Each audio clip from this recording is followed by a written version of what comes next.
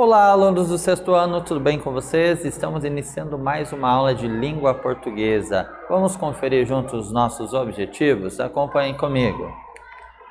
Nós vamos fazer a leitura de trechos de uma entrevista, identificar o sujeito e o predicado presente em cada enunciado e também reconhecer os termos essenciais da oração, tá bom? Que são o sujeito e o predicado. Vamos entender melhor como isso funciona.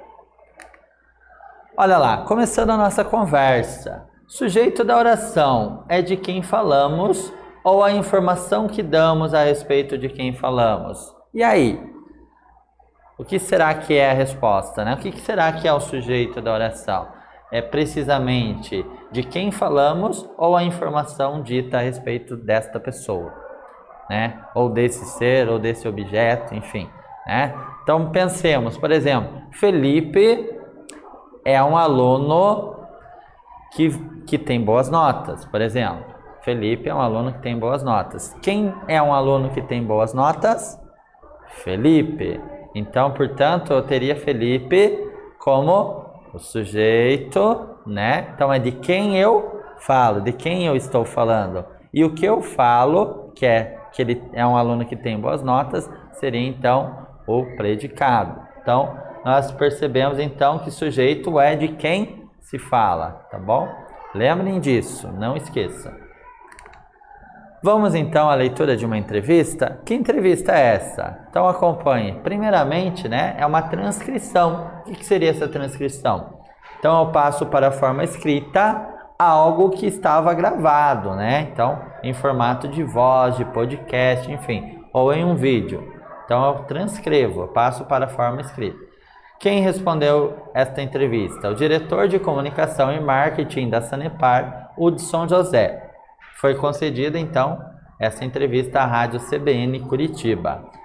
Lembre, então, tem que ter sempre a identificação de quem está perguntando e também a identificação de quem está respondendo a esta entrevista. CBN pergunta: nós vamos falar ao vivo com o diretor de comunicação e marketing da Sanepar, Hudson José.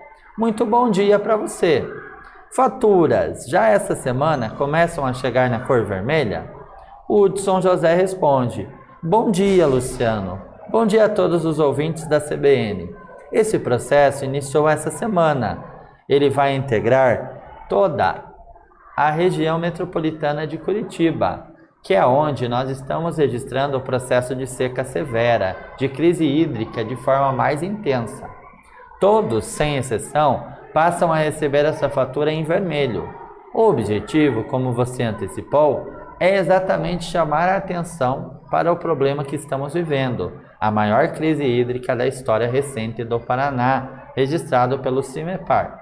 No mínimo, nos últimos 22 anos, não havíamos tido uma situação tão crítica pela qual estamos passando. CBN pergunta: Hudson José, as faturas de água já traziam algumas dicas para o consumo consciente, em razão desta histórica crise hídrica. Como você avalia a adesão das pessoas a esse pensamento de que é preciso economizar porque a situação é grave? O Hudson José responde: olha, nós temos tido o apoio da população de uma forma em geral, mas nós sentimos a necessidade de estabelecer uma meta, por isso foi lançada a campanha Meta 20, que derivou uma série de ações, incluindo essa emissão da fatura em vermelho.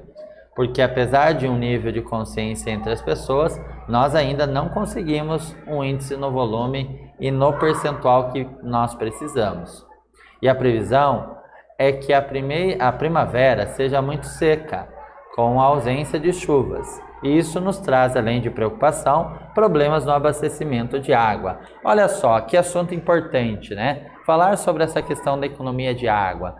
Viver uma crise hídrica não é legal. Passar por racionamento não é legal. Seria legal recebermos água todos os dias na nossa residência. Mas, infelizmente, em alguns momentos em que o nível dos reservatórios de água estão muito baixos, as companhias de saneamento precisam tomar algumas medidas, né, para que a água não acabe de uma vez. Então, alguns bairros acabam passando, né, em alguns momentos por racionamento quando nós enfrentamos lá um baixo nível dos reservatórios.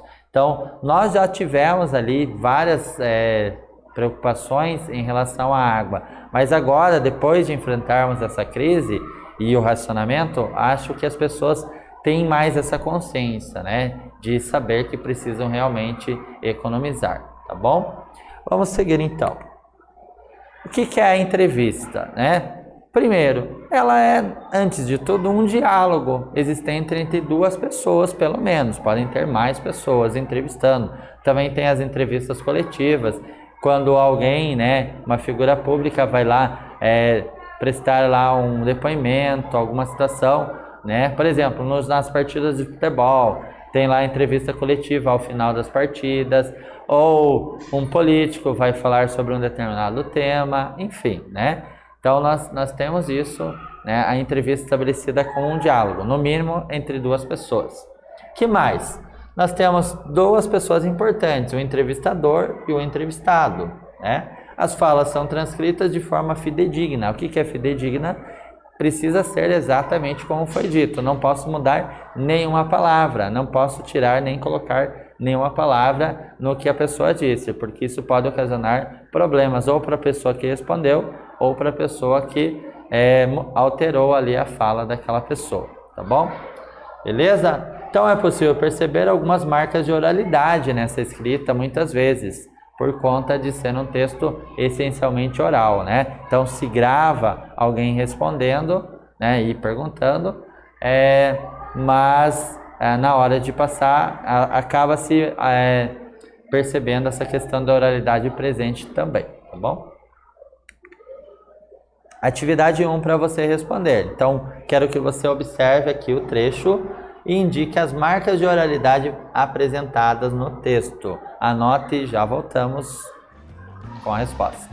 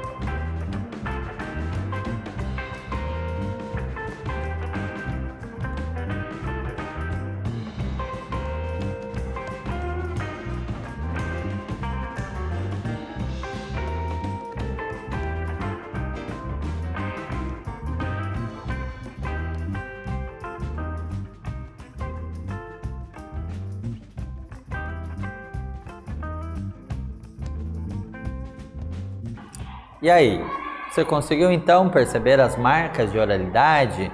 Então, muitas vezes na fala nós acabamos utilizando alguns termos diferentes do que nós usamos, né, quando nós vamos escrever. Na escrita nós conseguimos revisar, né, pensar mais, e quando nós estamos respondendo a uma pergunta de forma oral, nós acabamos tendo que pensar instantaneamente e já comunicar, né, aquela palavra ou aquela frase, né, por isso acabam acontecendo a marca de oralidade, tá bom? Vamos ver juntos se vocês acertaram?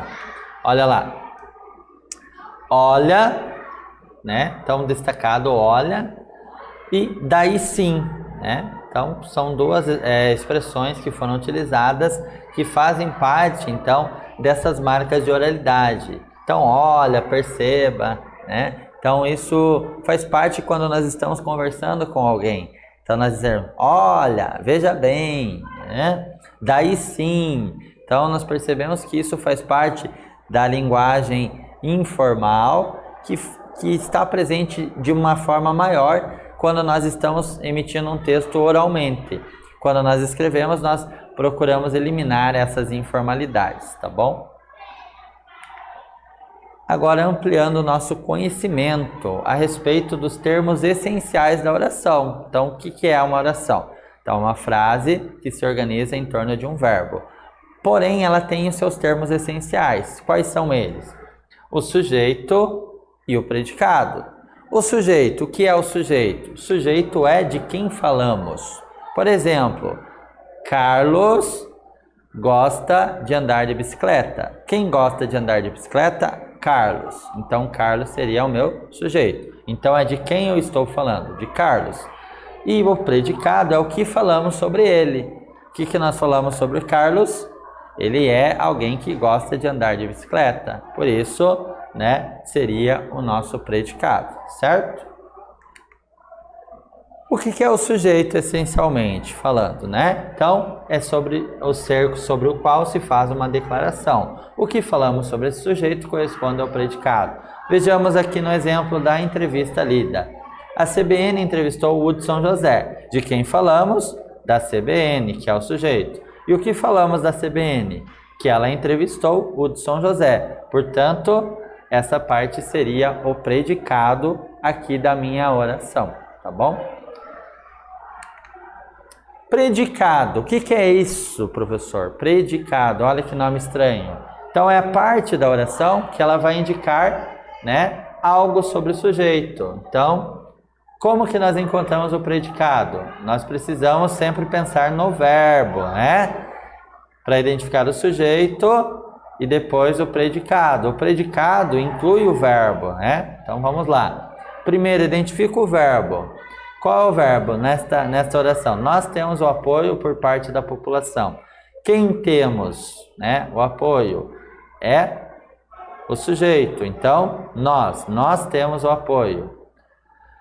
Aí as palavras que restarem depois do sujeito, né, serão sempre pertencentes ao predicado. Então, achei o meu sujeito. Nós, tudo que sobrou, incluindo o verbo, forma o predicado. Então, temos o apoio por parte da população.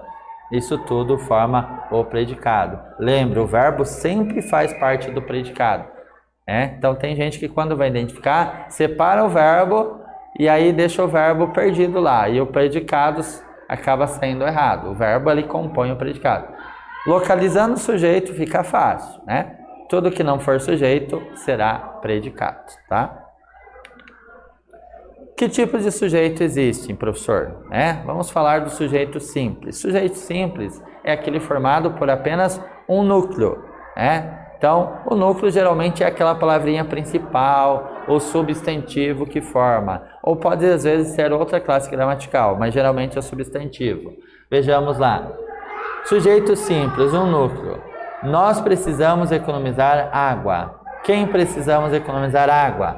Nós. Portanto, nós faz a função de um sujeito simples, porque é um núcleo só, tá bom? Agora, sujeito composto, ele é formado por 2 ou mais núcleos. Vejamos aqui, a seca e o desperdício provocam o racionamento de água. Pergunta: o que provoca o racionamento de água? A seca e o desperdício. Vejamos que nós temos duas palavrinhas principais. Seca forma um núcleo e desperdício forma o segundo núcleo. Portanto, dois núcleos formam um sujeito composto. Perceberam? O que mais? Sujeito desinencial. O que é isso? Eu vou observar a terminação verbal. Então, através do finalzinho do verbo, eu percebo quem é que praticou aquela ação. Bom? Então, olha lá. Nos casos em que o sujeito da frase não está explícito, mas ele pode ser identificado por meio da desinência, que é a terminação verbal, nós vamos classificar então esse sujeito como desinencial. Olha o exemplo. Não havíamos tido uma situação tão crítica. Havíamos. Quem havíamos tido, né? Nós havíamos, né?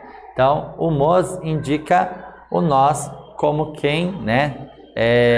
Se refere àquela ação, né? Então, nós, tá bom? Beleza?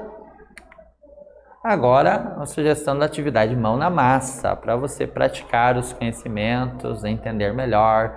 Então, é aquela atividade que você não vai precisar copiar necessariamente tudo do exercício, mas você vai entender, né, por meio, né, do acesso virtual dessa atividade. Então, fica mais dinâmico aprender assim.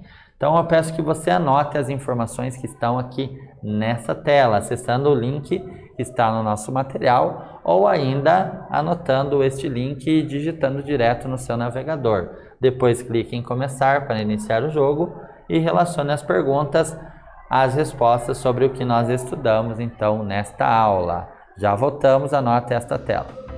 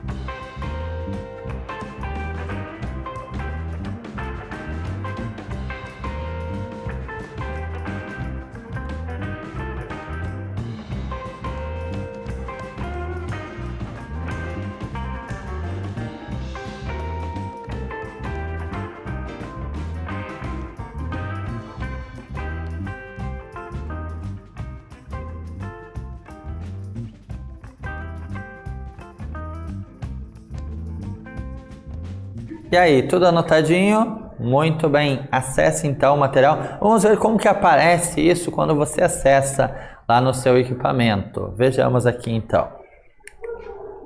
Olha lá, a visão, né, que nós temos do jogo. Olha lá, então aparecem as frases em cima e você vai relacionar as respostas.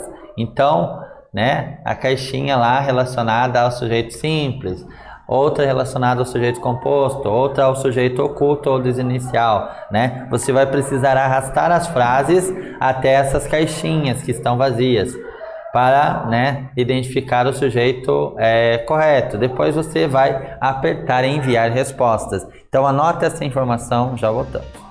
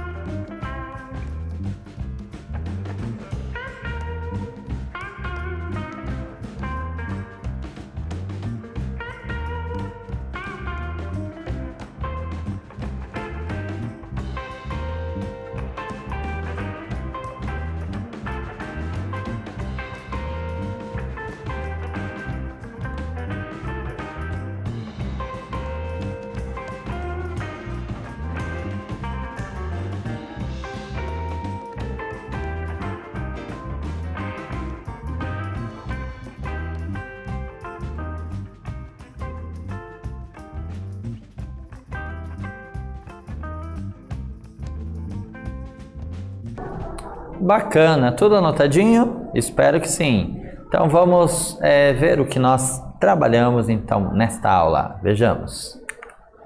Nós fizemos a leitura de trechos de uma entrevista, identificamos o sujeito presente, compreendemos ali, né, os diferentes tipos de sujeito, beleza? Então agradeço você que nos acompanhou, até a próxima.